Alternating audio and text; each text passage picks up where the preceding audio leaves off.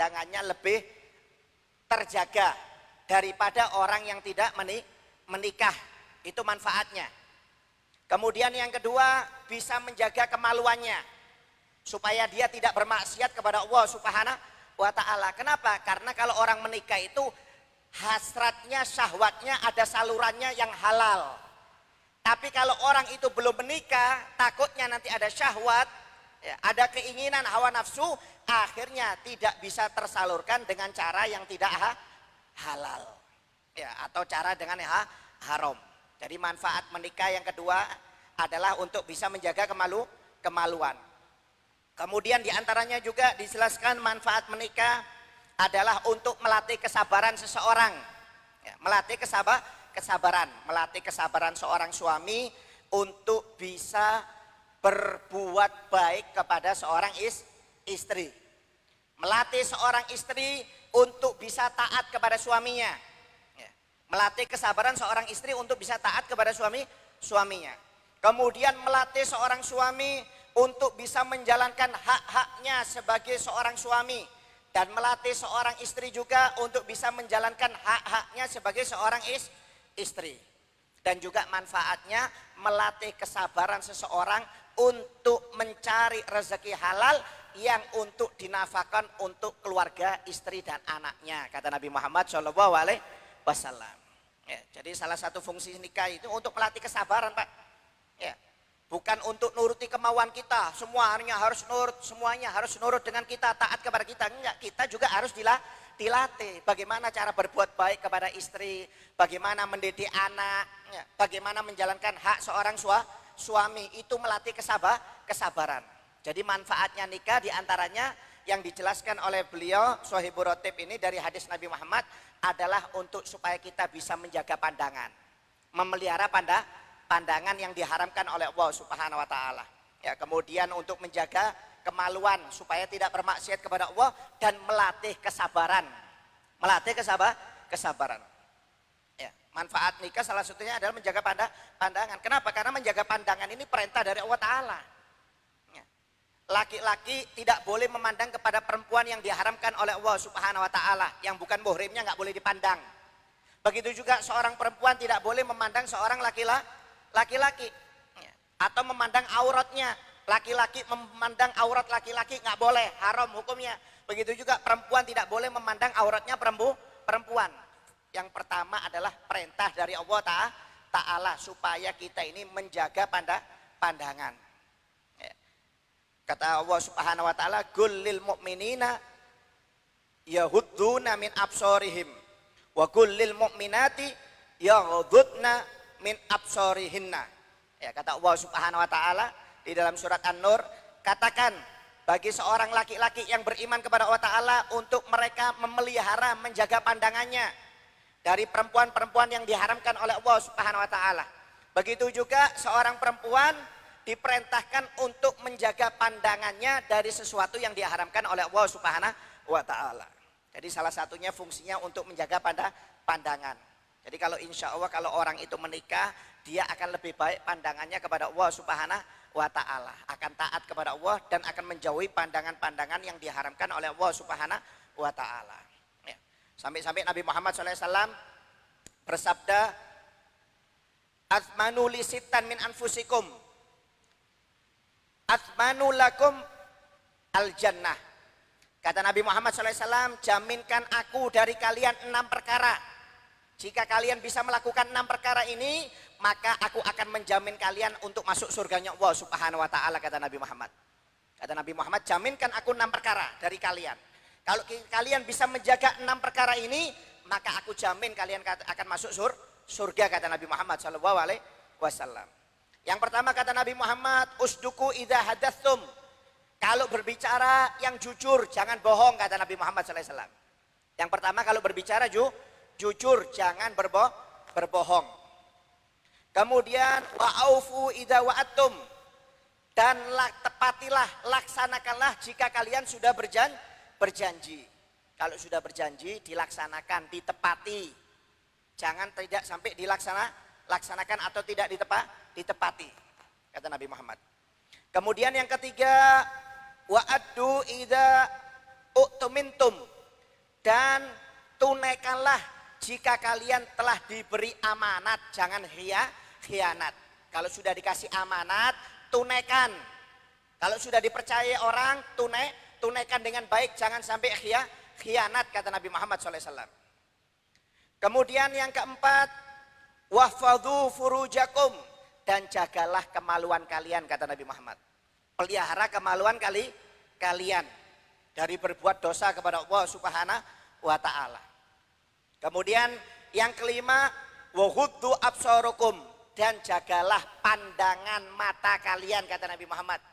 Jaga pandangan, kata Nabi Muhammad. Kemudian yang keenam, wakufu aidiyakum, dan tahanlah kedua tangan kalian. Maksudnya dari perbuatan dolim, mungkin mencuri, mendolimi orang, nempeleng, atau yang lainnya. Kata Nabi Muhammad, barang siapa yang bisa menjamin 6 perkara ini untuk dilaksanakan, kata Nabi Muhammad, maka aku akan menjamin dia akan masuk surga, kata Nabi Muhammad SAW. Salah satunya adalah menjaga pandangan, Pak. Ya, wajib, ini perintah dari Allah dan perintah dari Nabi Muhammad SAW untuk kita menjaga pandangan ini. Ya. Dalam hadis Nabi Muhammad SAW bersabda, memandang wanita itu adalah panah beracun dari berbagai macam panah iblis, kata Nabi Muhammad SAW. Barang siapa yang meninggalkan karena takut kepada Allah, maka Allah akan memberi balasan iman yang manis kepada orang tersebut, kata Nabi Muhammad SAW. Jadi melihat, memandang ini adalah salah satu panah dari iblis yang beracun. Ya. Iblis itu caranya banyak, Pak, untuk mengganggu kita. Salah satunya dengan kita memandang perempuan. Ya. Orang kalau laki memandang perempuan itu asik, Pak. Ya. Senang. Kalau perempuan memandang laki jarang, ada tapi nggak banyak. Tapi kalau laki senang mandang perempuan. Makanya pandangan perempuan terhadap perempuan itu adalah salah satu panah beracun dari iblis. Ya. Iblis itu strateginya banyak, tentaranya banyak, menyesatkan.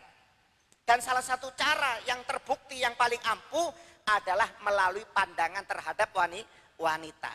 Banyak sekali, Pak, pria-pria yang kurang imannya, kadang-kadang yang punya iman pun bisa gugur ketika melihat perempuan. Waliyadzubillah min dzalik. Ya, ini salah satu cara setan ini. Ya, sampai-sampai ulama mengatakan ya, lebih berbahaya gangguan wanita daripada gangguan setan. Jadi kalau Anda maaf tergoda dengan perempuan, itu bukan karena setan, ya karena perempuannya.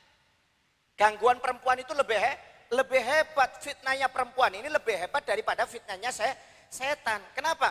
Allah Subhanahu wa taala berfirman di dalam Al-Qur'an, "Inna kaida syaiton kana dhaifah." Sesungguhnya tipu daya setan itu lemah, kata Allah taala. Tipu daya setan itu lemah, Pak. Ya. Tapi di dalam ayat yang lain Allah Subhanahu wa taala berfirman, "Inna kaidakunna azim." Sesungguhnya tipu daya wanita itu begitu besar, kata Allah Subhanahu wa taala. Jadi Allah sudah menjelaskan bahwasanya di Al-Quran itu tipu dayanya wanita ini lebih berbahaya daripada tipu dayanya setan kalau bagi laki-laki. Oh, laki-laki senang, Pak, kalau lihat perempuan itu, Pak. Jangankan lihat mukanya, lihat dari belakang sudah nafsu. Betul apa enggak? Itu memang itu apa ya, bahasanya memang wataknya orang laki. Lihat dari belakang aja, kalau perempuan jalan sudah ekol-ekol, wah senang sudah laki itu. Tapi kalau perempuan lihat laki-laki dari belakang belum tentu nafsu, Pak. Harus lihat wajah dulu. Laki-laki beda. Pokoknya yang penting bodinya molek, lihat dari belakang sudah senang laki-laki itu. Padahal kalau dari muka perempuannya ini kayak serabutnya kelapa. Tapi karena bodinya bagus, laki-laki tetap nafsu. Waliyadzubillah min dzalik. Makanya godaan dari perempuan ini lebih berbahaya, kata Nabi Muhammad, daripada godaan setan.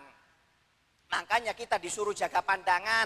Salah satu supaya kita bisa menjaga pandangan adalah disuruh menikah oleh Nabi Muhammad SAW. Biar matanya nggak jelalatan, Pak. Ya, maaf, biar matanya nggak jelalatan. Kalau perempuan jelalatan nggak ada. Kalau laki jelalatan banyak. Maaf, kalau perempuan jelalatan matanya lihat laki-laki tampan, jarang, Pak. perempuan itu fitnahnya di harta. Kalau laki-laki di perempuan, kebalikannya. Ya. Kalau laki-laki jelalatan banyak, maaf. Ya. Makanya tipu daya perempuan ini lebih besar daripada tipu daya setan, kata Nabi Muhammad SAW. Ya. Sampai-sampai Nabi Muhammad bersabda, "Mataraktu ba'di fitnatun adharra 'ala rijal minan nisa." Tidak ada aku meninggalkan cobaan yang lebih berbahaya bagi laki-laki selain daripada cobaan berupa wanita, kata Nabi Muhammad SAW. Ya, perempuan ini cobaan paling besar buat laki-laki. Kalau perempuan Pak, cobaannya di harta.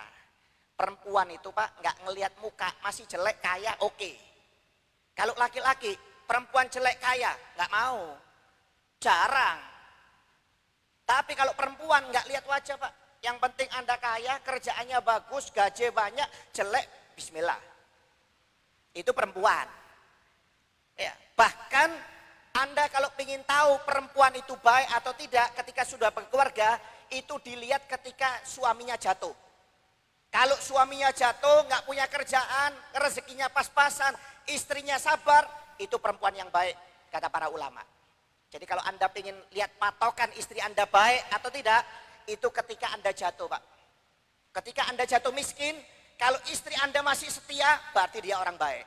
Jangan disia-siakan, kata para ulama. Kenapa? Karena cobaannya perempuan itu di harta.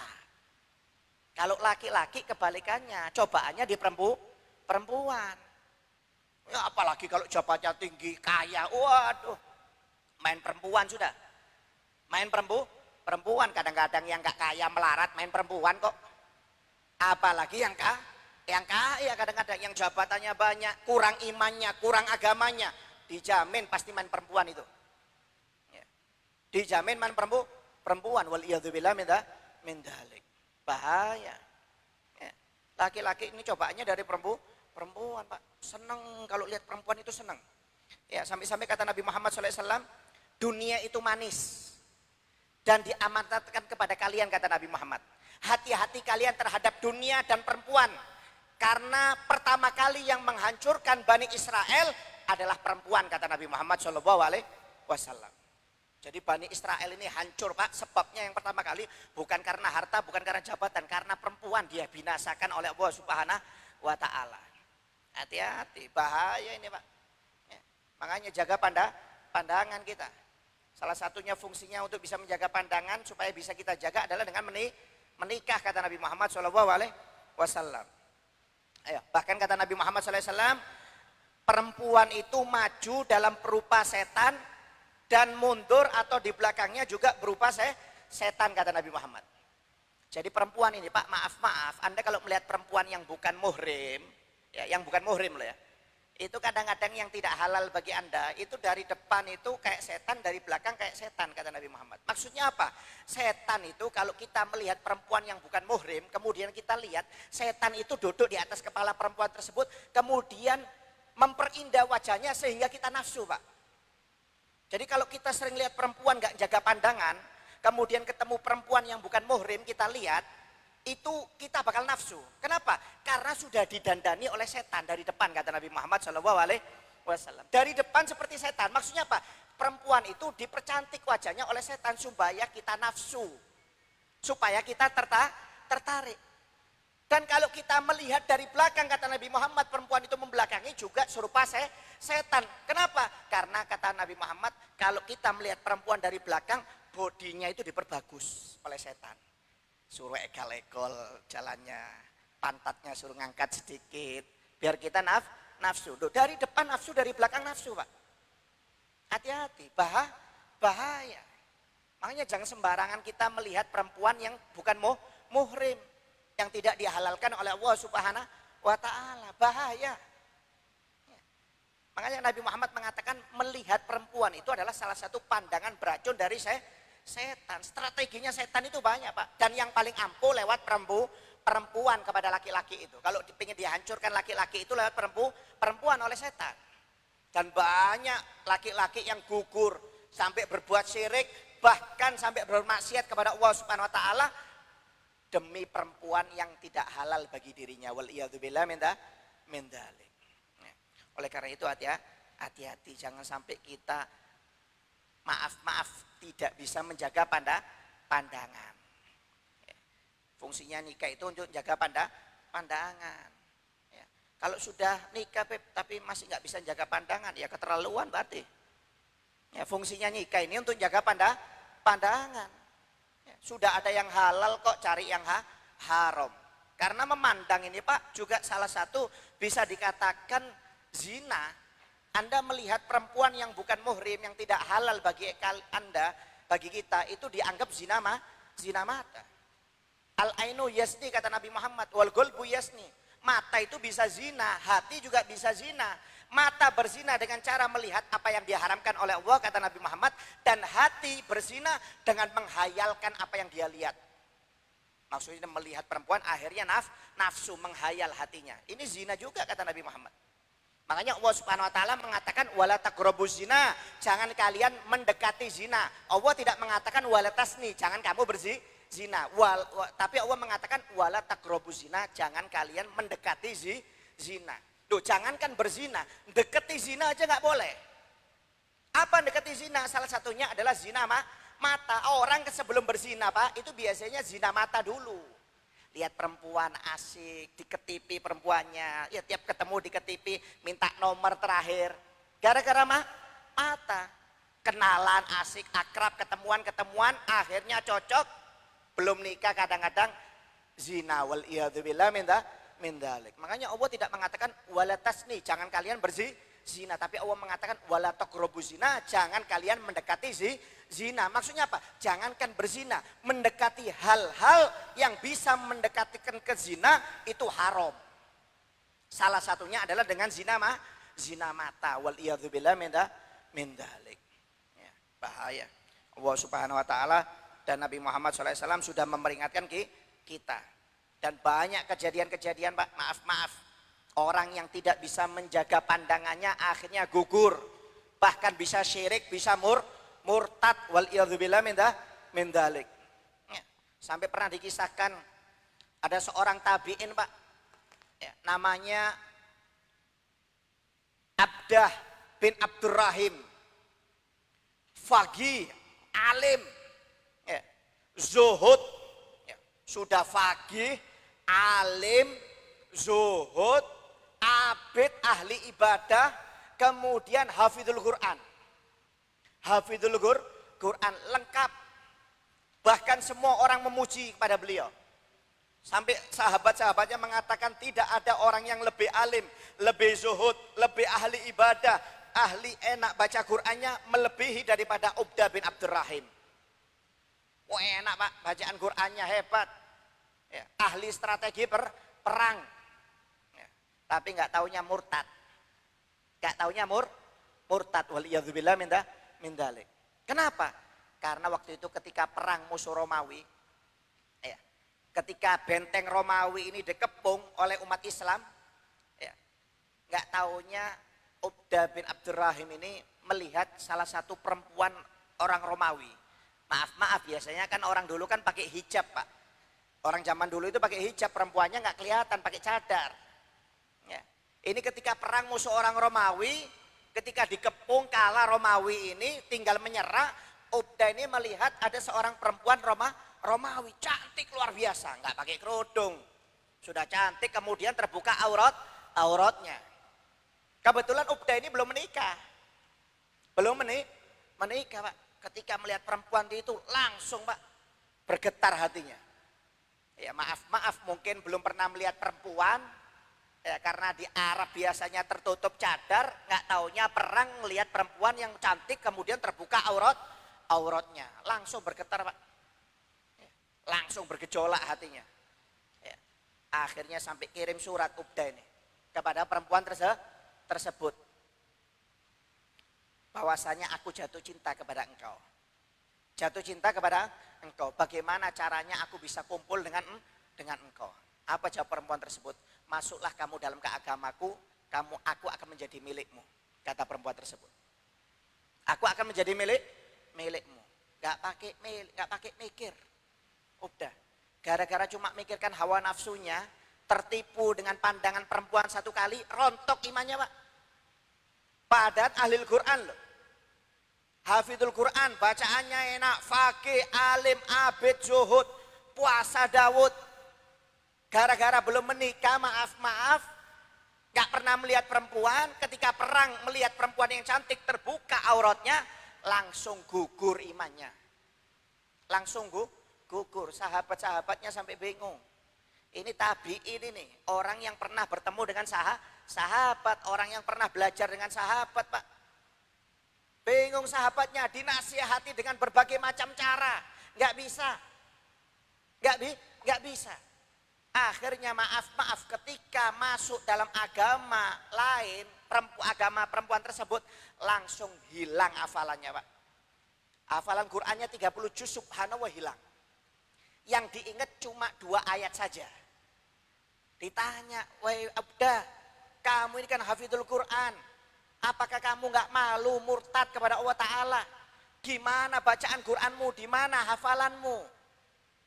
Kata Ubda, hafalan Quranku sudah hilang. Sudah hilang, aku cuma hafal 2 ayat saja, kata beliau. Yaitu yang dicatat ayat beliau, yaitu orang-orang yang kafir seringkali nanti di hari kiamat menginginkan, kira-kira dahulu dikaji dunia dia ingin menjadi orang muslim. Yaitu ayat kata Allah Ta'ala, nanti orang-orang yang kafir itu nanti di akhirat dia berkeinginan supaya waktu di dunia itu dijadikan orang muslim. Itu ayat yang pertama yang dihafal oleh Ubda saja, yang lainnya hilang. Itu ayat yang pertama, dia cuma hafal 2 ayat. Setelah pindah agama murtad, hilang hafalannya, cuma tinggal 2 ayat. Yang pertama yaitu ayat bahwasanya orang-orang yang kafir nanti di akhirat, dia ketika hidup di dunia, maksudnya akan berkeinginan untuk ketika hidup di dunia supaya masuk menjadi orang Islam. Kemudian yang kedua yang dihafal oleh Ubda yaitu biarkan mereka di dunia ini makan dan bersenang-senang dan dilalaikan oleh angan-angan yang kosong, maka mereka nanti akan mengetahui perbuatan mereka di hari kiamat, kata Allah Subhanahu wa Ta'ala. Jadi maksudnya ayat bumerang yang ditujukan oleh Allah Ta'ala kepada Ubda. Ini loh, akibat engkau murtad kepada Allah Ta'ala, tertipu dengan seorang perempuan dan mengorbankan iman dan Islam. Waliyadzubillah min dzalik. Bayangkan Pak, ini tabiin loh ini. Apalagi kita nggak hafal Quran, nggak pernah ibadah, puasa jarang, sholat tahajud jarang. Ini tabiin. Maaf. Ya. Alim, faqih, abid, zahid, sohimud dahar. Bisa tertipu Pak.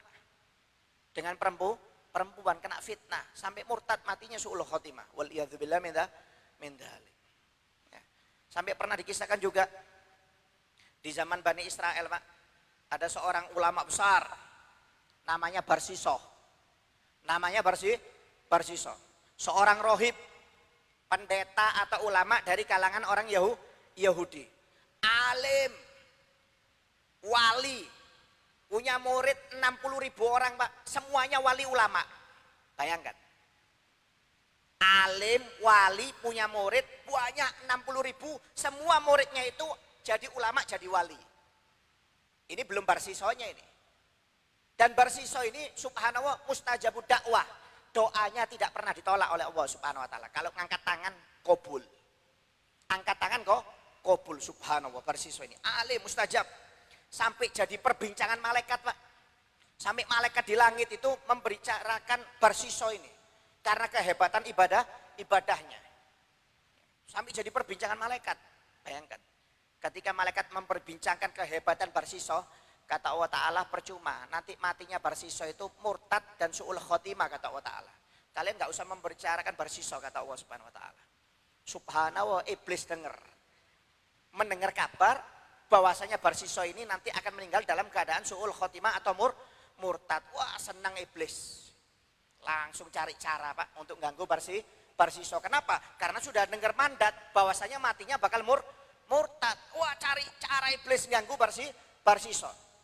Lewat harta nggak mempan, lewat jabatan nggak mempan, mikir iblis, mutar otak. Ya.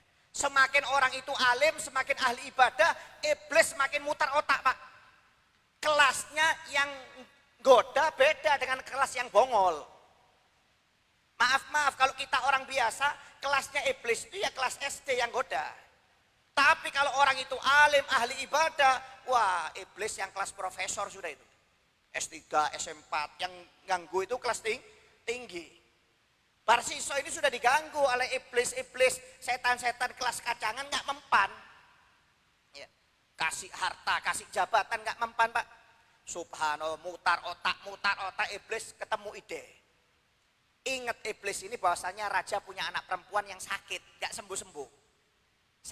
Sakit, wah tepat ini sudah kata iblis ini. Datang ke rumah raja, dibisiki raja.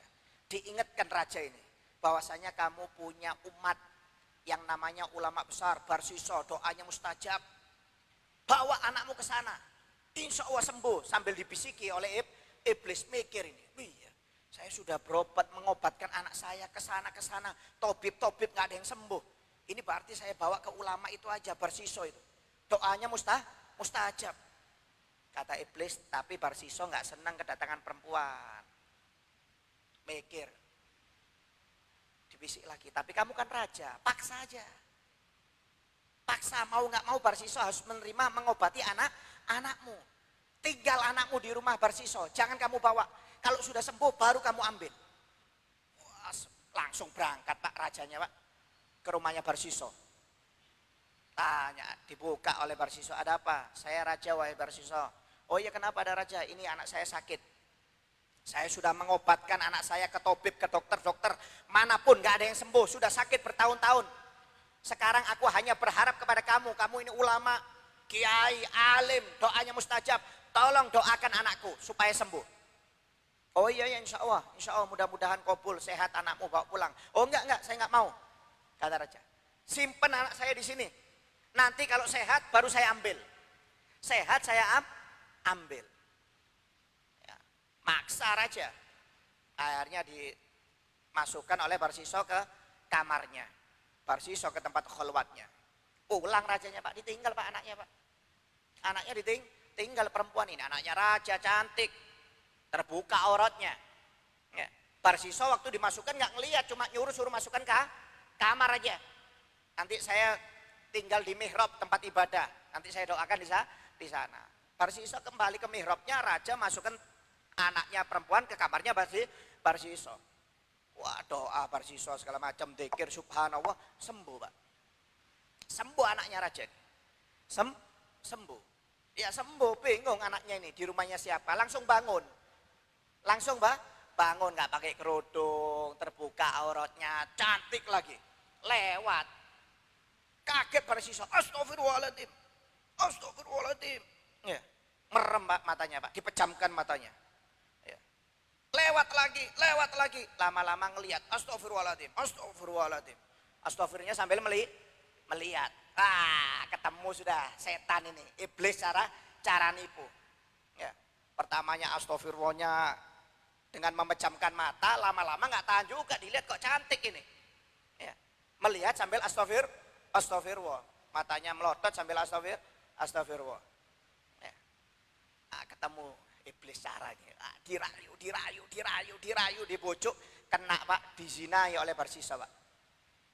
Perempuan ini dizinai. Bayangkan yang zina ini bukan orang biasa loh.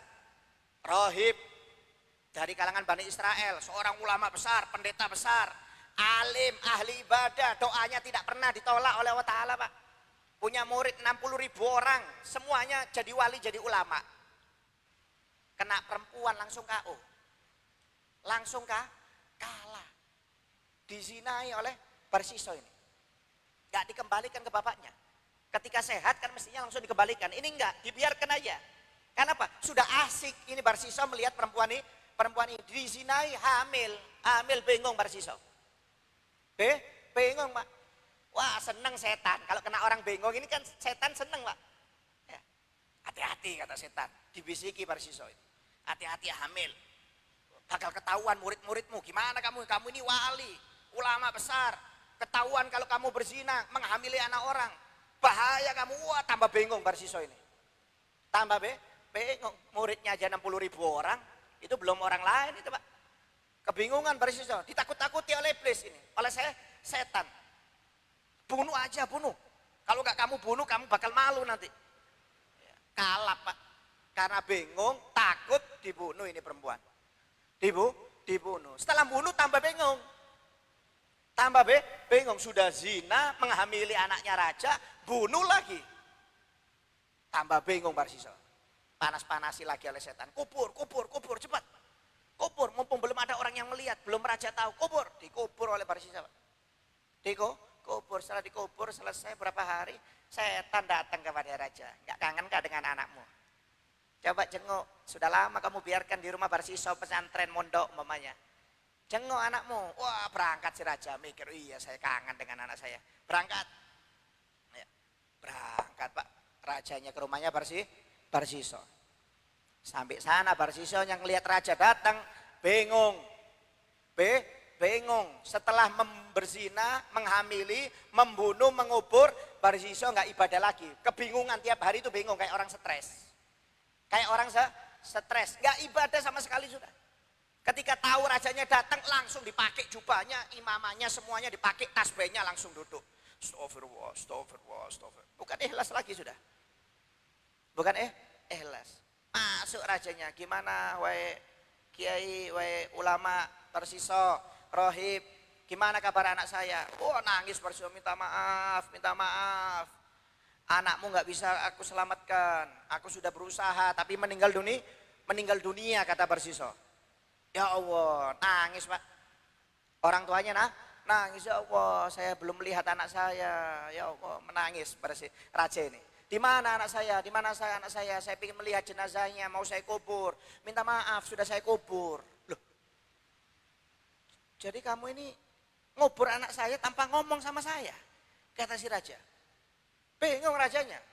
Sudah diobati, nggak berhasil, meninggal, bukan laporan, tambah dikubur sama Barsiso. Suruh bongkar sama raja. Bongkar. Nggak taunya ketahuan Pak.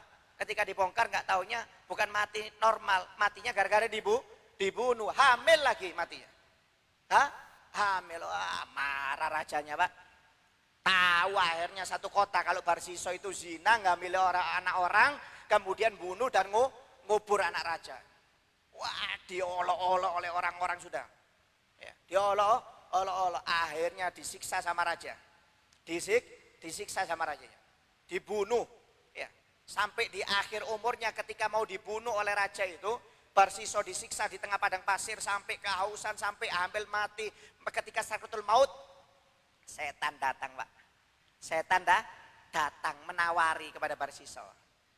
Kata setan, wahai Barsiso, ini sudah di akhir umurmu. Kalau kamu tidak selamat, kamu akan meninggal dunia.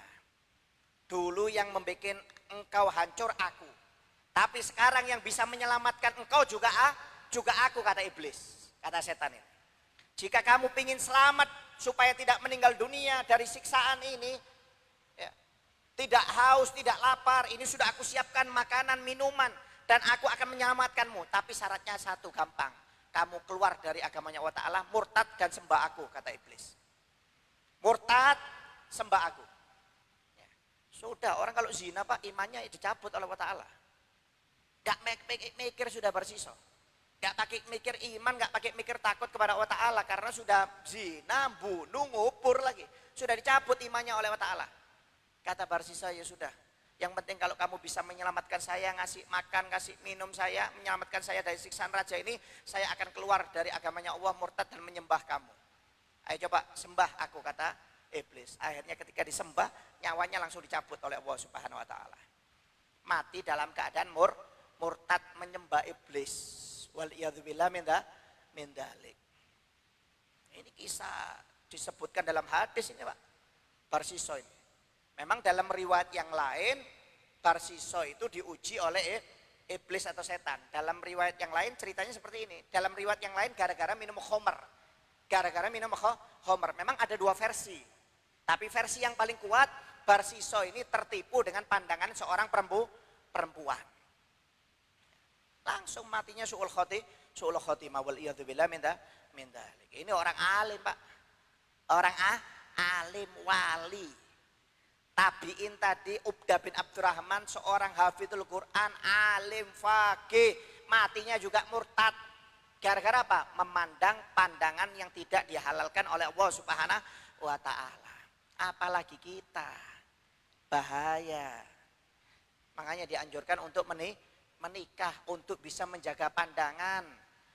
Ya, kalau sudah menikah masih nggak matanya jelalatan, ya waliyadzubillah min dalik ini. Ya, bahaya. Sampai ada seorang pemuda melapor kepada gurunya, "Wahai guru, saya ini sudah menikah, kenapa mata saya kok masih jelalatan di pasar? Saya kalau datang ke pasar itu sering melihat perempuan-perempuan cantik, padahal saya sudah menikah, tapi mata ini nggak bisa dikontrol." Ya, mata ini nggak bisa dikontrol. Kata gurunya gini aja, "Besok kamu ke pasar, saya kasih susu sebotol, saya segelas, susu segelas penuh. Kamu bawa dari rumah sampai ke pasar, jangan sampai jatuh. Jangan sampai jatuh atau tertumpah. Kalau tertumpah atau jatuh, salah satu murid saya, kawanmu akan suruh mukul kamu nanti. Akan saya suruh untuk memukul kamu. Kalau susu itu sampai jatuh." Oh ya siap. Akhirnya dibawa oleh muridnya, Pak. Konsentrasi Pak, muridnya itu. Pelan-pelan dari rumahnya ke pasar sambil bawa susu supaya tidak tumpah dari gelasnya. Subhanallah, setelah selesai dikawal oleh muridnya atau kawannya ini ternyata berhasil. Nggak dipukul sama sekali. Akhirnya ketika datang kepada gurunya, "Gimana? Sudah berhasil?" "Sudah guru." "Sudah kamu bawa itu susu tidak tumpah?" "Iya guru." "Berapa perempuan yang kamu lihat mulai dari rumah sampai ke pasar?" "Nggak ada." Tidak ada. Kata gurunya, "Kalau kamu konsentrasi seperti tadi, takut dipukul, gara-gara tumpah, takut dipukul, kalau kamu konsentrasinya sama seperti itu, niscaya kamu tidak akan melihat pandangan perempuan yang diharamkan oleh Allah Subhanahu wa Ta'ala. Jika rasa takutmu sama kepada Allah Ta'ala, takut nanti di akhirat bakal diadab oleh Allah Subhanahu wa Ta'ala." Artinya apa? Muridnya kan takut dipukul supaya membawa susu itu tidak tumpah. Kalau tumpah kan dipukul. Jadi saking takutnya, karena takut dipukul, akhirnya dia konsentrasi. Gara-gara konsentrasi itu dia berhasil tidak melihat perempuan. Kalau seandainya konsentrasimu terhadap Allah sama seperti terhadap engkau takut dipukul, niscaya kamu tidak akan melihat perempuan. Kenapa orang kok matanya jelalatan? Karena nggak takut dengan azab Allah Ta'ala. Kalau orang itu takut dengan azab siksa Allah Ta'ala, tidak mungkin matanya jelalatan Pak. Waliyadzubillah min dzalik. Tidak mungkin melihat sesuatu yang diharamkan oleh Allah Ta'ala. Kalau dia takut nggak mungkin. Pasti dia akan menjaga pandangannya. Karena dia tidak takut dengan Allah Ta'ala. Ya, tidak takut dengan siksa Allah. Tidak ingat akhirat. Akhirnya pandangannya mata pun tidak dijaga. Waliyadzubillah min dzalik. Bahaya Pak. Ya. Orang kalau sering melihat sesuatu yang haram ini, waliyadzubillah min dzalik, mudah-mudahan kita semuanya dijaga. Itu rasa iman, nikmat dalam ibadah itu dicabut Pak oleh Allah Ta'ala Pak. Memang maaf kita nggak zina bahasanya, nggak minum khamr, ya, nggak main judi. Cuma kalau melihat sesuatu yang sering diharamkan oleh Allah Ta'ala, itu ibadah itu rasanya hambar. Nggak akan nikmat ibadah sama sekali kepada Allah Ta'ala. Karena Nabi Muhammad sudah bersabda, barang siapa yang menjaga pandangannya karena takut kepada Allah Ta'ala, maka akan dikasih nikmat rasa manis ketika beriman dan beribadah kepada Allah Ta'ala. Jadi kita maksudnya berpikir kalau selama ini kita ketika sholat tidak merasakan nikmat, ketika hadir majelis ilmu tidak merasakan nikmat, ketika mengaji berzikir tidak merasakan nikmat sama sekali, itu berarti mata kita sering melihat sesuatu yang diharamkan oleh Allah Subhanahu wa Ta'ala. Waliyadzubillah min dzalik. Jangankan kita Pak, Imam Syafi'i itu Pak. Imam Syafi'i itu alim, sekali dengar hafal. Imam Syafi'i itu dikasih kecerdasan oleh Allah Ta'ala, sekali dengar langsung hafal. Sekali melihat langsung hafal Pak. Kalau kita ribuan kali belum tentu hafal.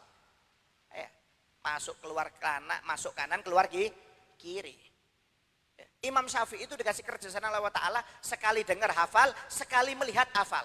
Bahkan kalau hafalan kitab, halaman pertama umpamanya sudah mau hafalan halaman pertama, halaman kedua dia ditutup. Kenapa? Kalau lihat langsung hafal Imam Syafi'i.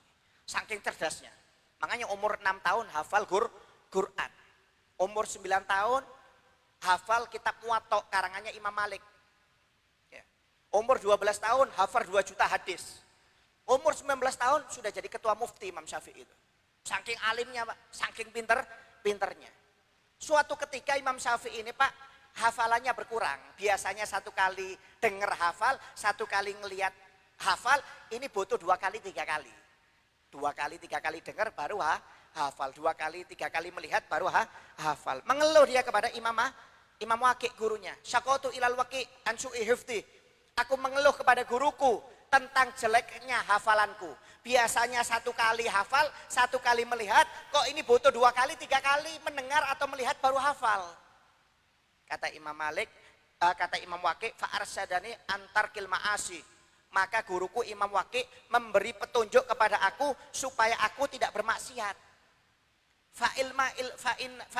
Fa'inal ilma nur wa nurullahi la yu'ti ilal asi. Sesungguhnya kata guruku itu, ilmu itu adalah cahaya. Dan cahayanya Allah tidak akan diberikan kepada orang yang bermaksiat kepada Allah Ta'ala. Jadi kamu seperti ini wahai Syafi'i, gara-gara kamu bermaksiat kepada Allah Ta'ala. Kata Imam Syafi'i, wahai guru, aku tidak bermaksiat kepada Allah Ta'ala. Demi Allah aku tidak bermaksiat. Coba kamu ingat dosa apa yang kamu kerjakan. Kesalahan apa yang kamu kerjakan. Diingat Pak Imam Syafi'i memang gak pernah maksiat, maaf. Diingat Imam Syafi'i langsung ingat. Oh iya, saya wahai guru bukan bermaksiat wahai guru. Saya nggak sengaja.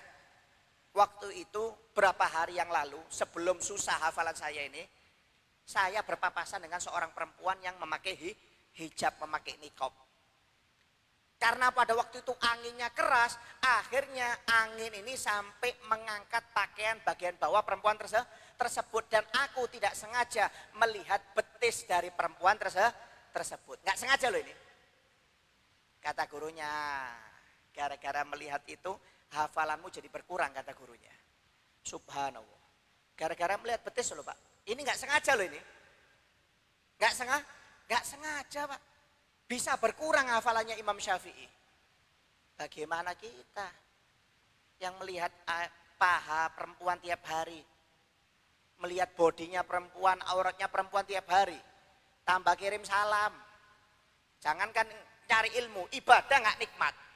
Ibadah nggak nikmat. Kalau Imam Syafi'i aja maaf, gara-gara nggak sengaja melihat betis perempuan bisa berkurang hafalannya. Bagaimana kita yang tiap hari melihat perempuan yang terbuka auratnya, wal iyadzubillah min dzalik. Makanya zaman sekarang ini zaman fitnah.